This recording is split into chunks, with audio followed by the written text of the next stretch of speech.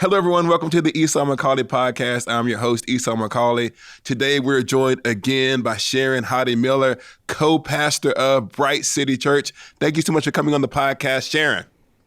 Hey, guys. I'm excited to be back. And we're joined, as usual, by our co-host. Whoa, it was said. Sharon, this is historic. Sorry. Esau has prevented himself from calling me co-host for, 30 episodes now. And it's said it. We're not going to edit it out. We're not redoing this intro. So it's done. We're joined here. I'm ordering business cards right now as we speak. Just got promoted. We're joined here by our producer, Mike. Here's the crazy thing. This is the thing I was going to tell you about. Uh-huh. So I was in D.C. last week, minding my own business. I was actually at a speaking event.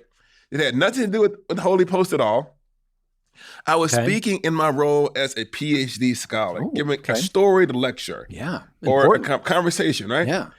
And the first person who comes up to me after the talk, where I'm expounding the Bible, you know what they asked me? What'd they ask you? Where's producer Mike?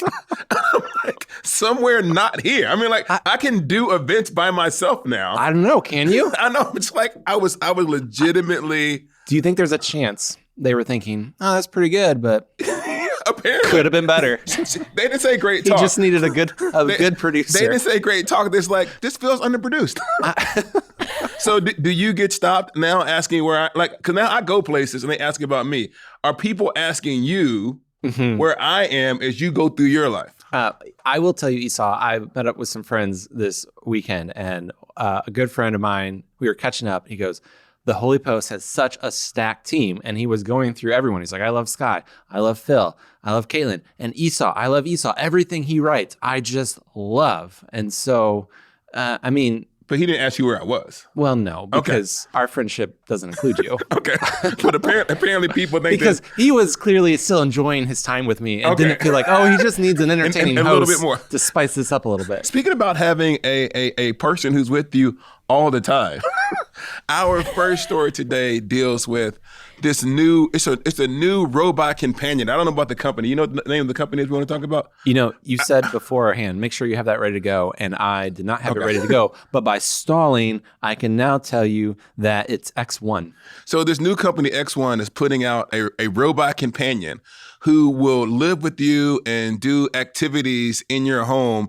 And I think it says costing something like $20,000 to $25,000 a year. $20,000 for delivery set next year in 2026. Yeah, now they did do a bit of a kind of a show and tell where they had like the robot there. And they gave it a simple task of, can you put these cups in the dishwasher? And it took our robot companion 10 minutes. To put about 3 glasses. Yes. And then they kind of showed like a certain downside to this robot companion. Namely that in order to train it, they need to have a human currently like back at the home base who's looking through the robot's eyes, helping it do stuff. So like you're underselling how hilarious this video was. Okay. Imagine trying to train your like 4-year-old to do a task. Who like didn't quite know how to work his thumbs yet. Yeah. Putting dishes in a dishwasher. It was, we might put like a short clip of it in the YouTube version of this podcast. It was pitiful and amusing. Sharon, like you watched it, right? Yeah, I'm trying not to giggle just listening to you describe it again. It is hysterical. Yeah. And I think was it the Washington Post that did it? Yes, I think it was Washington Post. It was the Wall Street Journal. Wall Street Journal. And it is so absurd because it's like the premise is this robot that lives in your home, except then you find out actually there's a human on the other side of it who can see into your home. Yeah. Yes. And but they're not to the point yet. And so there's that where they're reassuring you of your privacy. They're like, it can't go upstairs into your bedroom. It can't, we can blur you out. There's a point where he's reassuring you that it won't murder you in your sleep. But that's an important thing because the interviewer asked, does it have the ability to like burn down my house or to drop a heavy wood table on me? And the guy goes, well, it has the ability but it's not going to do it. He won't do it. And I was like, that's literally how every sci-fi movie about robots taking over, how they all start. Yeah, and yes, there's a human being watching everything through the robot. What could possibly go wrong? All that being said, let's say, this is the question I have. Yes, the robot could kill you. That's a possibility. It could spy on you and record everything that's going on in your home. And yes, it costs $25,000 for the right of potentially being murdered by a robot.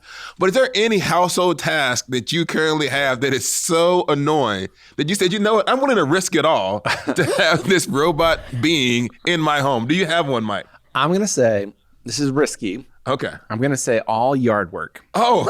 So I'm potentially... So you're going to arm the robot. Right, exactly. He's going to have the lawnmower and like all these sharp tools, but I can just lock the doors to the house when the robot is on. Okay. And then I just don't have to worry about yard work anymore. So $20,000, possible death, but you don't got to cut the grass anymore. Exactly. Oh, mine is worse. I'm going to hold back. Sharon, do you have one that you would say, I want my robot overlord before it takes over the planet to do this for me?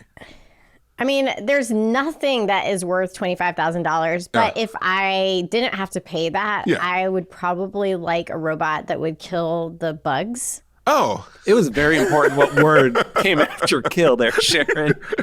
Holy cow. So wait. This was going to get dark in a hurry. So you're gonna once again arm it.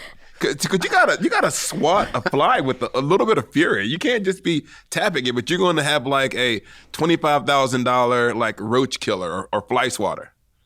Yeah, I mean, we need like roaches. I don't know if y'all are roaches like a problem in Illinois? It's like ants. Down in the South. It's the ants. Yeah. The ants are everywhere here. We have roaches and they are large and disgusting. And so I would definitely put the robot. Like if the robot's going to kill anything, which it probably will, like, let's be honest, like it doesn't matter what they promise. Like we know these robots are taking over. And so I would like to put it in the direction of the roaches. Yeah. So I feel like I'm going to be the bad parent. Okay. Oh, Esau. I know. So first of all, the premise of this is the robot is completely safe and it's not going to take over the world and kill anybody. Okay. But I'm in the stage now where we have like 3 or 4 kids who are going in 5 different directions. And sometimes I feel like I'm a glorified Uber. And I know they have like Ubers already that are like driverless.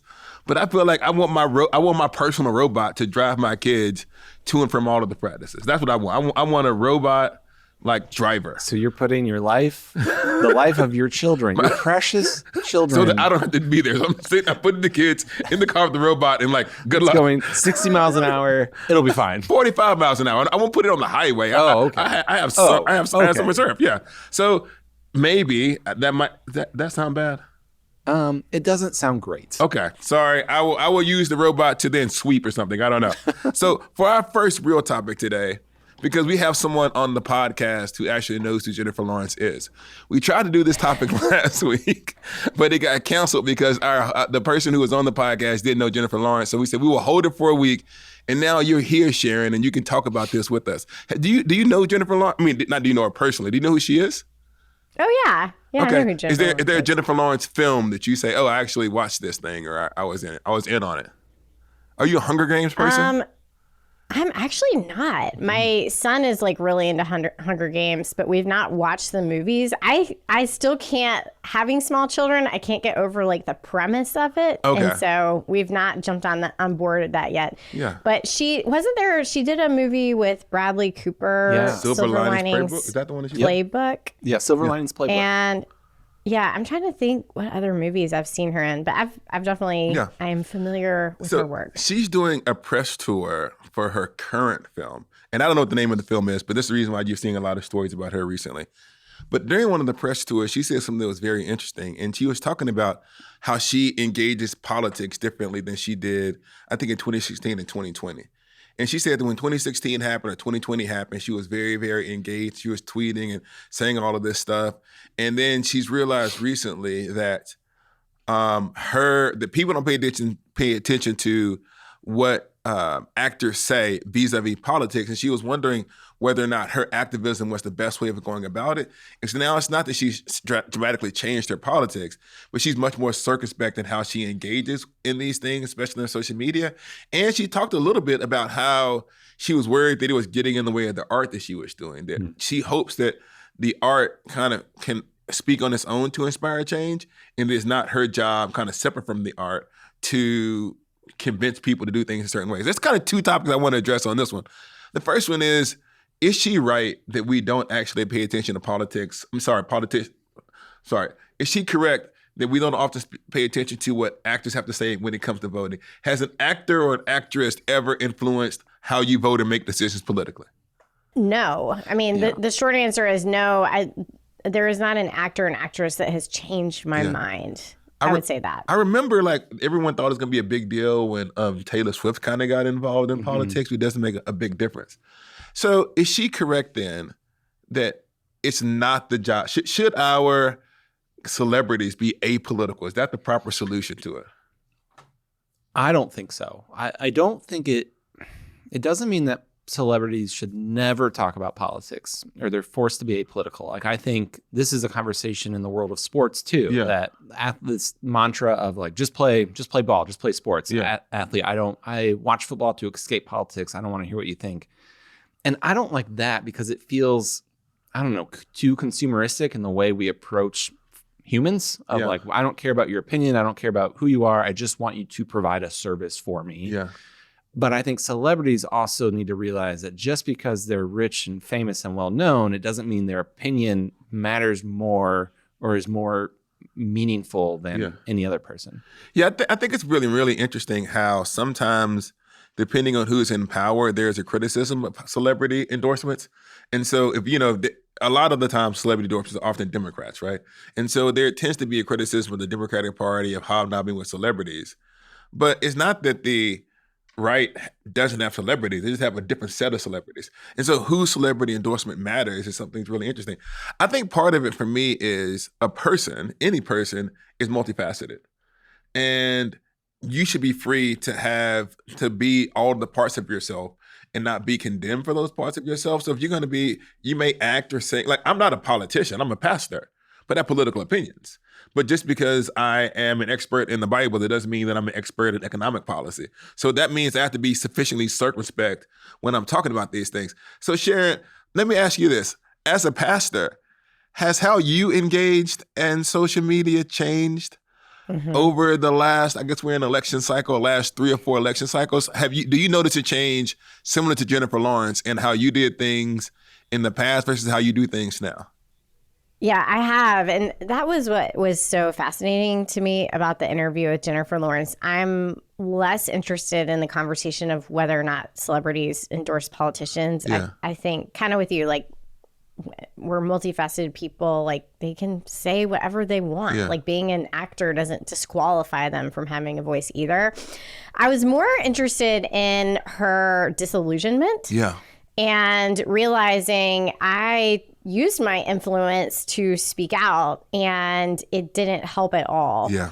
And that is something I can relate to, of looking back to, speaking out, like pleading with Christians not to have political idolatries. And not only did it not work, but a lot of those folks just stopped listening to me altogether. Yeah.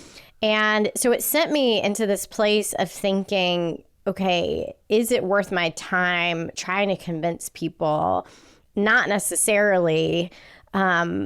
But then actually, I think I'm even moving more recently. Like, I recently read, have you read the book, The Catalyst? No. I can't remember who it's by, but it's about persuasion. Yeah. And he talks about people having these sort of zones of persuasion where there's a certain zone where they are movable, but outside of that, they'll actually reject it and push back even harder. Yeah. And so I think if you're approaching someone within that zone of persuadability, you might have some success. And I think that's really interesting. But for me, the question is not necessarily anymore, how do I persuade people, but more, how do I make sure people who are on the margins, people who are, afraid, who are inordinately affected by policy, government, whatever, that they know that the church is for them. Yeah. And that is a very different reason for speaking out publicly. And so I've definitely been on a journey about why I'm doing it, I would say is kind of evolving. Yeah, I think that when I've spoken about this a lot of times. I remember there's certain distinctive eras of internet activism that I remember very vividly.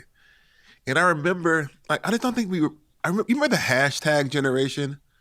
Where it was really important, and I don't want to be flippant about this. I want people to understand the heart of what I'm trying to say. when it was like, say this person's name. Do you remember there was this one where there was a kidnapping in Nigeria? It's like, bring our girls home. Yeah. And the Nigerian kidnappers did not care about the fact that I tweeted about it. And I don't want to dismiss internet activism in some kind of condescending way. But I remember like there was not a hashtag that I did not like say during a period of time. There wasn't a name I did not utter. There wasn't a statement that I said all the things. And I remember what you talked about, how people didn't really listen. And a lot of the things that many people saw coming came to pass anyway, despite all of that activism. And I began to notice like these kind of roving mobs of discontent that existed on the internet. And I could lead my mob towards the thing that I was upset about, but the mob was already mad. They didn't need me. They liked it when I could articulate their rage, and they would retweet it because Esau said this in a way that was really helpful.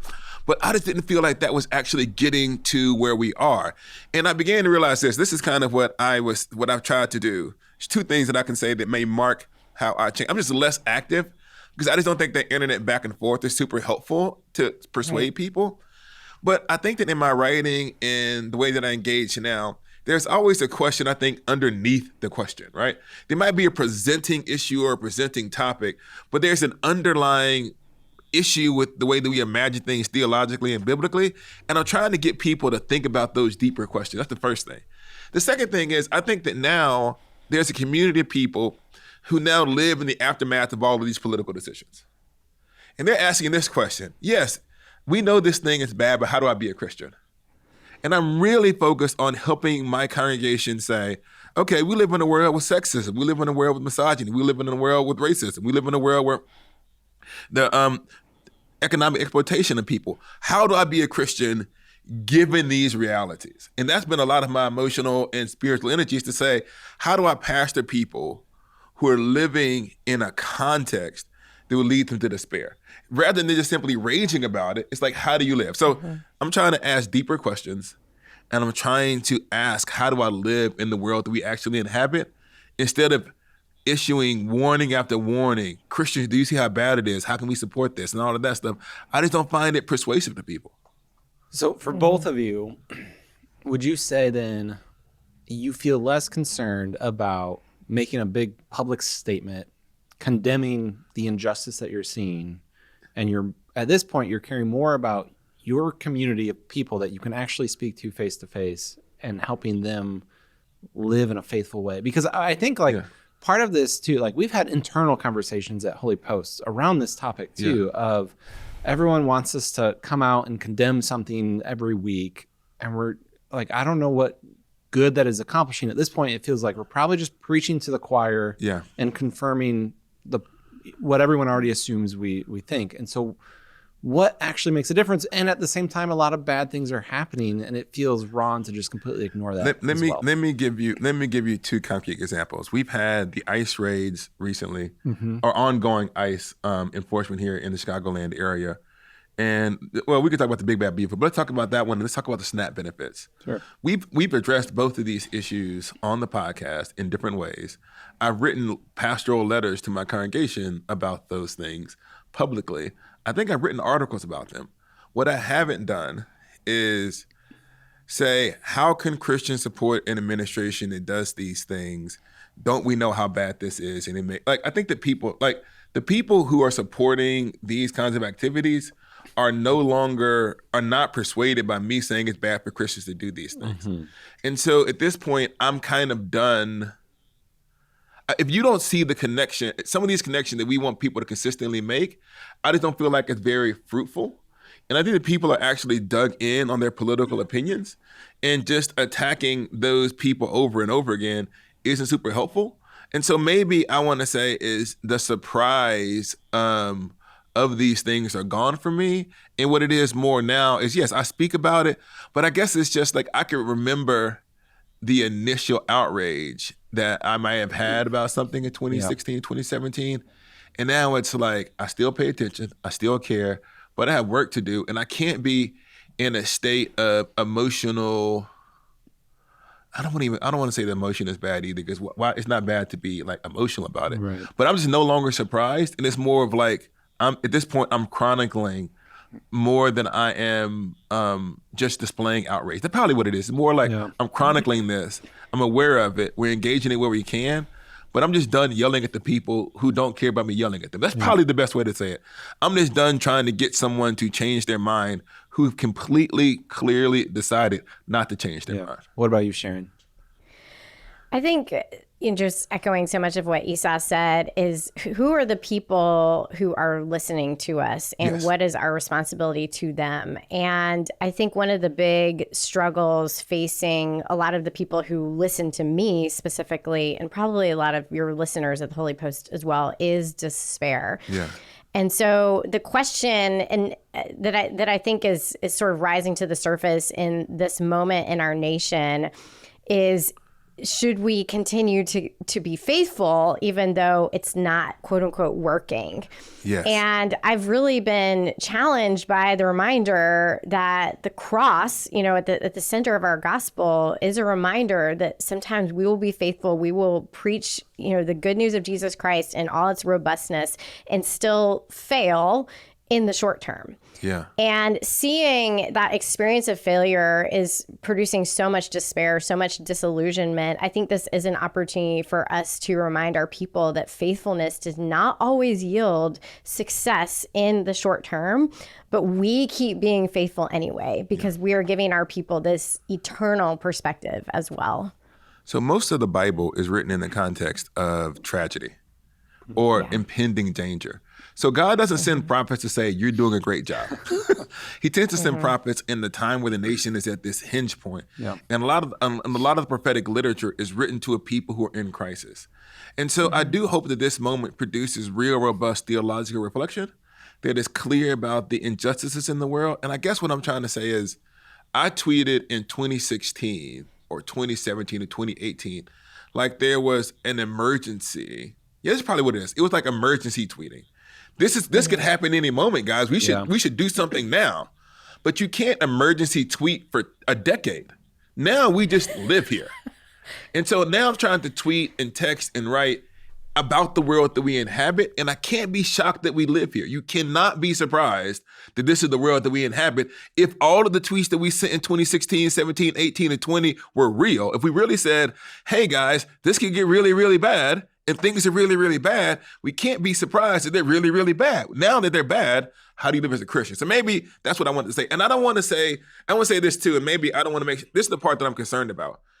Sometimes I see people who are just now waking up to these problems, and they have the emotional angst that I had 6 years ago. And so I don't want to judge them. It's not that they're in a different place, they're less moral, they're less spiritually mature, they're less insightful. But I'm just like, I read that and go, I remember when I sounded just like that. But that was 6 years ago. And so what I want to be able to be gracious towards to say, people need to kind of process their anger, their frustration, their disillusionment.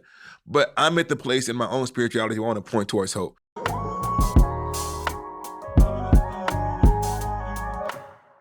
I don't mess around when it comes to things that I use every single day, like my mattress. That's why I sleep on a mattress from Brooklyn Bedding.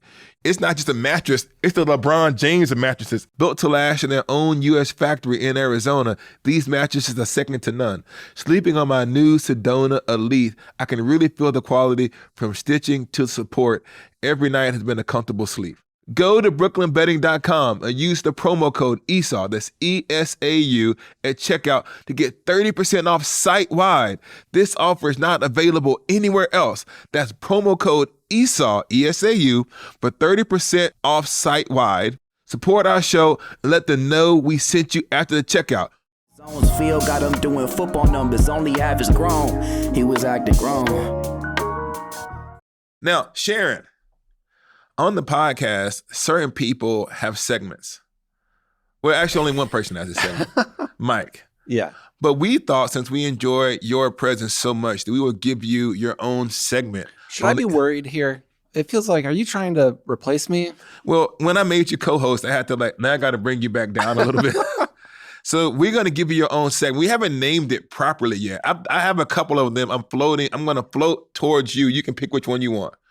We have Sharon's soliloquy. That's option number 1. Okay. No, you're not sold. The Miller moment, number 2. Okay. Good alliteration. Okay, good alliteration. And maybe this is the one I think that you said that you might like. It's Miller time. Now, I don't know if anybody else does that, but I think it's Miller time might work. Is it Miller time? It is Miller time. Okay, it's Miller time. Okay, that's what we're going to call it. It's Miller time. That's the one. So, Sharon, we are handing over the reins of the Esau McCauley podcast to Miller This is time. the greatest honor of my entire day. So thank you. Did she say entire day? I think she said entire life. Did you say entire day or entire life? I did say day. I said day. Just for y'all to, It's 1 o'clock. it's 1 o'clock. I think it's like noon where she is. So far. So far, okay. So for your first time on Miller, our first time on Miller time, what is it that Sharon brings to the podcast that she wants us to talk about and think about? Educate us, make us better people. Okay, something really easy, really breezy, really light.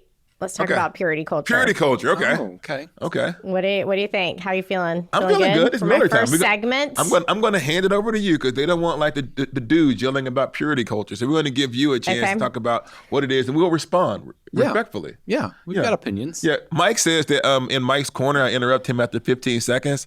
So I'll try not to interrupt Miller time. I'm not going to lie. I kind of want to put like a little timer on the screen. Like maybe Seth is going to add this in post-production. And let's just see how long Sharon gets to go before Esau has something to say. Okay, Miller time, go ahead. Tell us about what made you think about purity culture? So there was an article in Christianity Today, or on the website, written by Luke Simon, and I think it was called "Have We Kissed Purity Goodbye?" Yeah. I think that's what it was called, something like that. And he is writing, I thought very thoughtfully, a critique of purity culture and saying that all the responses against it are important and healthy and necessary. It's a important correction for the church. But at the same time saying we have sort of swung too far and that we're almost rejecting not just purity culture, but purity in general. Okay. And I honestly agree. I wish that the article itself had gone into, I think one of the things that we are lacking right now is like a robust Christian sexual ethic that we are going towards. I feel like right now it's going away from something. Yeah. And that isn't terribly helpful. But one of the reasons I liked it is that this is something we talk about in my own church a good bit. We have a lot of folks at our church who have gone through deconstruction, who are coming with pain around the church. And one of the ways that I try to talk about what they've experienced is that what they were actually handed was good, was generally biblical, theologically sound. In this case, that would be Christian sexual ethics. But too often, especially those of us who were raised in more like conservative evangelical context, we were handed something good with broken handles. And so in the purity culture conversation, you were handed Christian sexual ethics with the handles of purity culture. And I think too often what happens with deconstruction is we just want to throw out the whole thing. And I feel like my job is to say, no, let's hold on to what is biblical, what comes to us from Jesus, but let's take those handles off and hold it differently. And so this article reminded me a little bit of that conversation that I'm having regularly with my people. I'm realizing the main difference between Mike's Corner and Miller Time. Okay. Miller Time, the host of the segment actually brings a really good take. I'm gonna make a note to that. Maybe that's why I get interrupted so quickly. Takes. Yeah, better takes. Better takes. So, got it. So for those of us, can you just define briefly, the article does, like, what is purity culture? And I say this is someone, I grew up in the church, but I grew up in the black church, and everything that is a cultural habit in white church are not the same in black churches. For example, I didn't hear about the language of courting until I got into white church spaces. And like Joshua Miller, is that his name, Joshua Miller? Who wrote I Kissed Dating Goodbye? Joshua Harris. I never heard of him until I got into evangelicalism. So for the people who weren't raised in evangelical non-denominational churches, can you give a little bit of a 45-second definition of what purity culture is? Mm-hmm. So it is a shame-based approach to sexual ethics. Okay. Like it's using shame in order to get people to conform. Yeah. It also tends to be very legalistic. Like I think that, you know, one of the ways that I think of legalism is sort of putting fences around fences. You know, it's like there's the thing that God warns against, and then legalism comes and puts like a fence around it, and then fundamentalism puts like a fence around that. Okay. And so just to make sure you don't get anywhere near that, but what happens is you're no longer, you know, living out what's in scripture anymore. You're just adding to the law.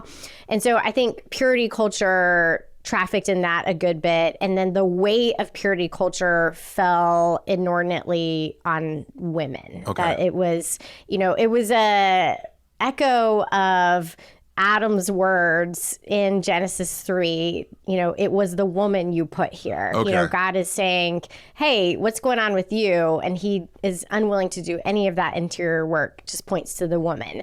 And I would say that is purity culture. We had some of that in the black church. In a nutshell. We had some of that in the black church too.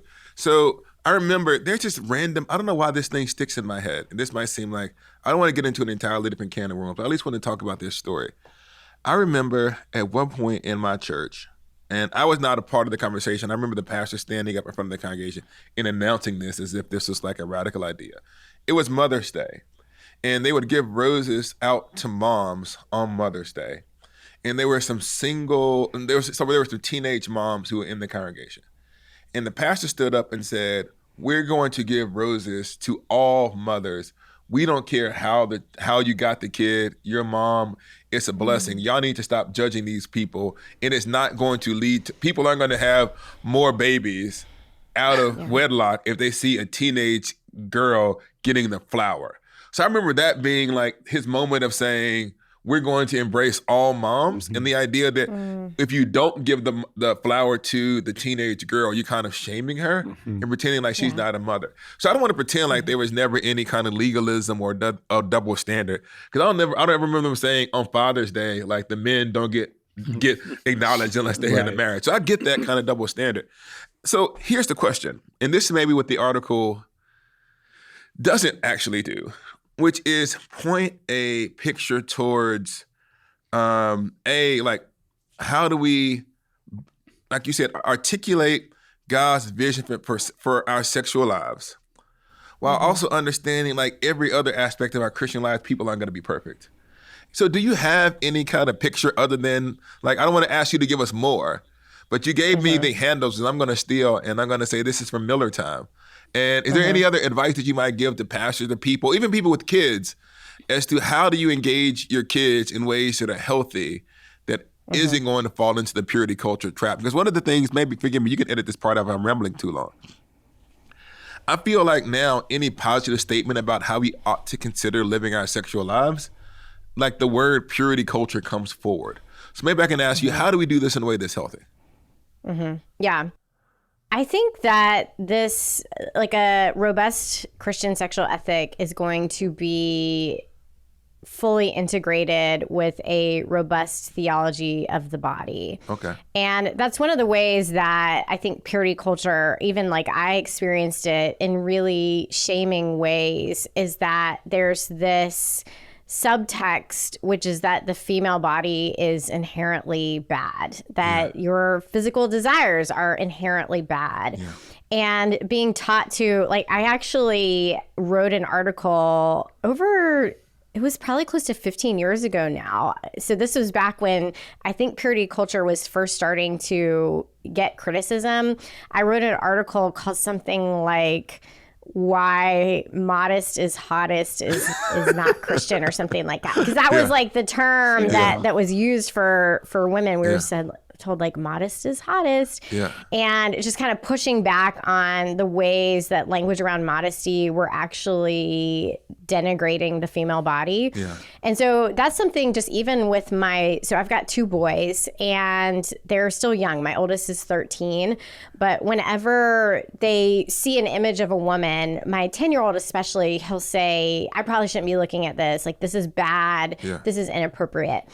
And I will take a moment and I'll say, hey, or even like if we're in a museum and he sees a painting of a woman who's, nude or something like that, he'll be like, this is really inappropriate. And so I've tried to enter into those conversations and say, first of all, the female body, the male body, like our bodies are created in the image of God. They are beautiful. They are good. There is nothing bad about the female body. There's nothing bad about your body.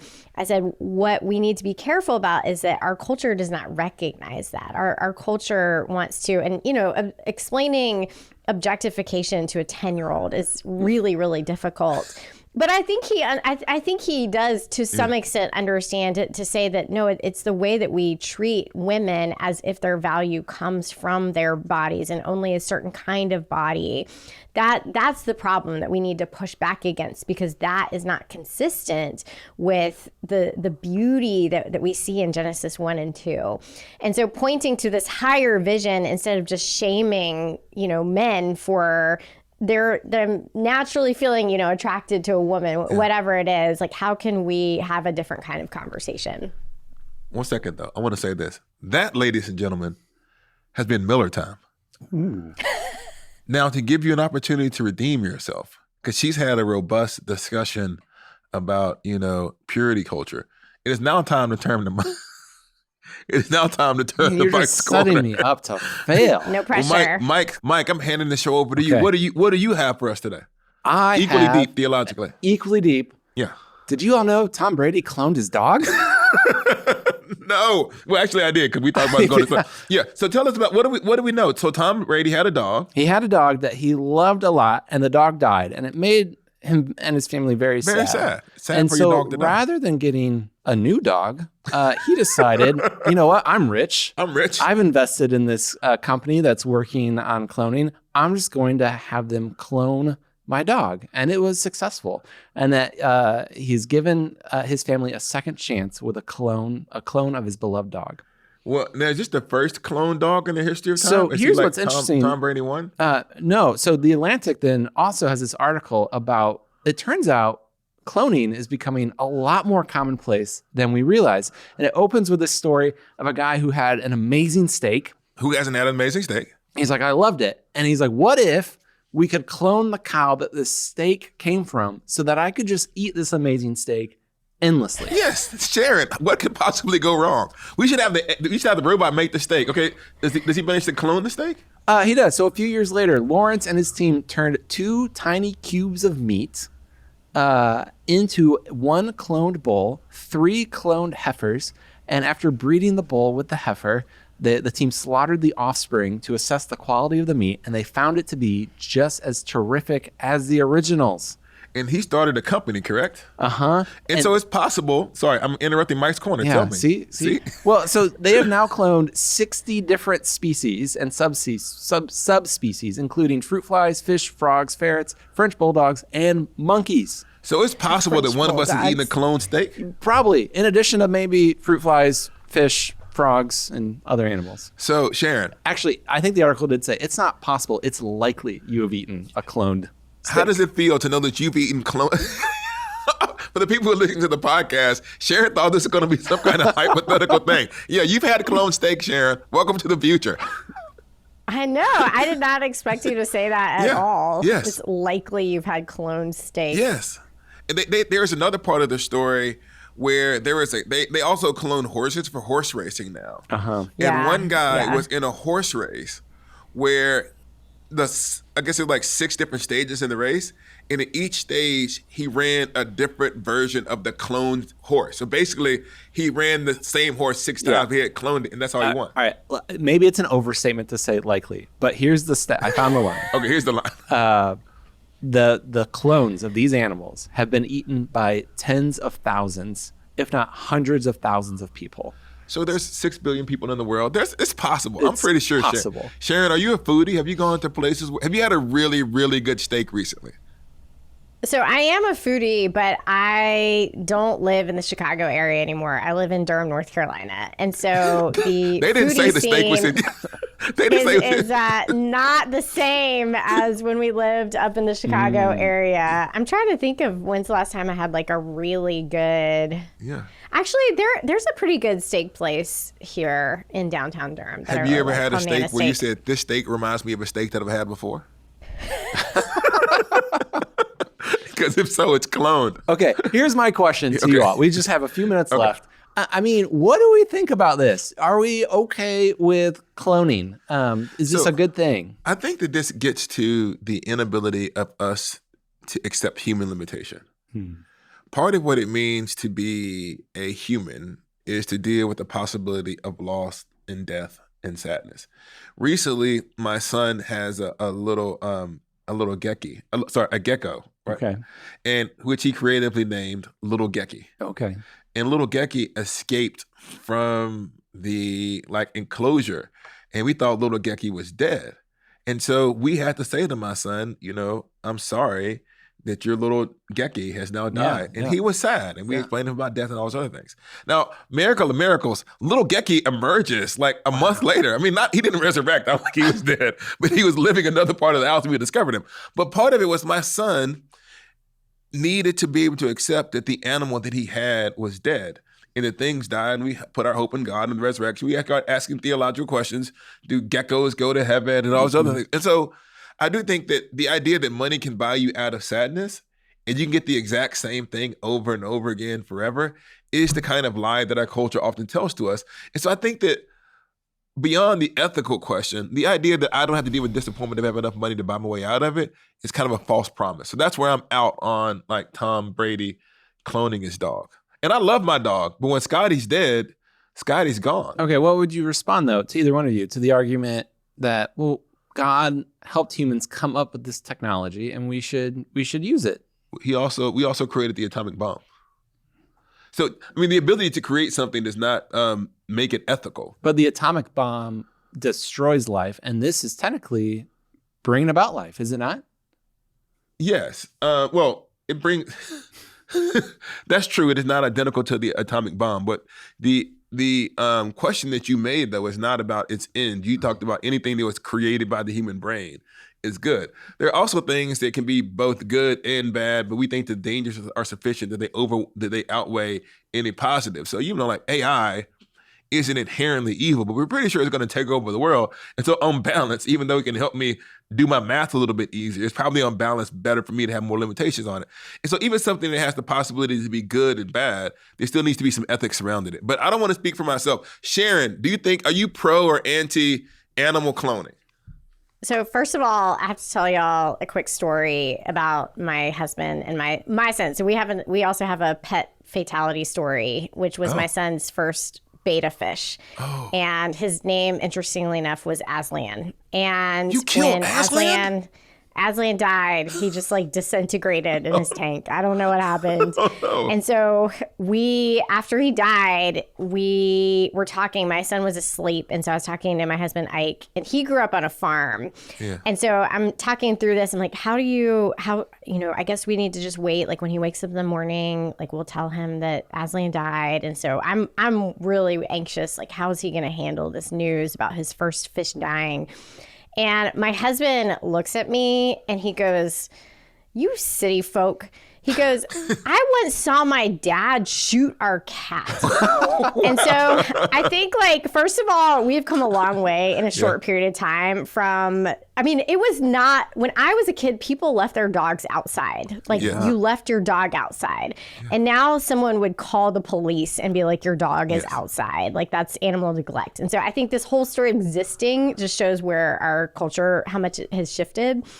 But to my mind, the question is there a meaningful difference between cloning animals and cloning people? Okay. And I do think there is a meaningful difference. I'm curious if you guys feel the same. I feel less cloning cows to have the best steak. I feel kind of honestly ambivalent about, and I've not given a ton of thought about it, but the hard red line for me would be cloning people. So do y'all agree or disagree with that? Go ahead, Mike. It's your corner. Well, so I agree with you. There's a big difference. And on the one hand, I would say maybe I don't have an issue after thinking about this at first with animal cloning. But I think this gets into this idea of human limitations, and that over and over again, we are trying to remove all of our limitations. And in reality, limitations are a good thing. Yeah. And so I think I would put this in the camp of like, I actually don't trust that who's ever in charge would have the ability to draw a hard line between animal cloning and human cloning. And then that's 2, true. I think this is kind of what you were saying, Esau, like, it's actually a good thing for there to be closure, for there to be the end of things, and we shouldn't always try to prevent the ending from happening. And also, I don't think that everyone deserves to have the perfect steak every single time. And because how do you know if you have the perfect steak every time, then is it no longer actually a perfect steak? I mean, so maybe this is going to be super cynical, but they talked about how they did with Uber, where it was super cheap until they eliminated all the competition, and then they spiked the price in Uber. Because after they've eliminated the competition, they have no need to be able to do it well. So right now, the cloning results in you getting the best steak. But what happens if you end up degrading the genetic diversity of the animal population, and it leads to all kinds of other knockoff consequences, and all of a sudden now you can only buy these kind of genetically engineered meats, which then begins to have other implications. I just don't trust my companies to say, we will genetically modify so you can get the best steak. Don't worry, let us control the animal population. Nothing can go wrong. So maybe my doctrine of human sin and greed lets me to believe that after they perfect this, some kind of way I'm going to get exploited economically. Now, and I also do think that there's something about God, I mean, obviously, diversity of the animal creation, just like the diversity of human creation, reflects something like the glory of God. And I do not think that it's God that we need to maximize every species. So I am a little bit more anti-animal cloning, but I kind of think the human cloning is blasphemy too much. Yeah. Oh, yeah. I feel like that. Sure. I feel like that gets into an entirely different theological thing that maybe it's beyond the scope of this podcast to address. But I want to say, if each unique person is created in the image of God and they're a unique creation, you can't replicate that. And to replicate that, to say, there's only one Sharon Hodde Miller. She's lived her life. She's done all of her things. And as much as we like Sharon, as much as we like producer Mike, if Mike, something happens to you, I don't want to clone Mike. I want this Mike. I want, you know what I mean? Yeah. I don't want a Mike who's like 2 inches taller. I want this Mike. Wow. So just to be clear, as we wrap up today, Esau, you are anti-cloning. Yes. But pro robots driving your kids around to soccer practice. Yes. I was actually, here's the final segment. Okay. I didn't even tell Mike about this. Oh. Our final closing segment, which may or may not work, that I'm going to do is, can I tie these things together at the end of our episode? This. Okay. So we often talk about 3 topics that seem to be unrelated to everybody else, but in my mind, they make sense. Yeah. And so we had Jennifer Lawrence. Yep. We had purity culture. Yep. And we had cloning. So how do they all work together? I think that the Jennifer Lawrence story was at bottom about us attempting to live in a broken world and make not peace with it, but to ask, how can you do these things over the long term? Related to this issue is purity culture, that in the same broken world that we have, purity culture diminished, or in some sense distorted, this good thing that God wanted to give to us. And part of what we have to do in this broken culture is recover that idea without losing our way. And finally, from Mike's corner, how it relates to all of this, part of what it means to live in a broken world is accepting our limitations. And that, people, is how all of this fits together. Thank you so much for listening to the Esau McCauley podcast. Thank you for joining us, Sharon. Thank you for joining us, Mike. Hello, everyone. If you like this video, please like and subscribe on YouTube. And even if you didn't like this one, you'll like the next one. And please do it, or I'm going to lose my job. And I have 4 kids. And they eat a lot of food.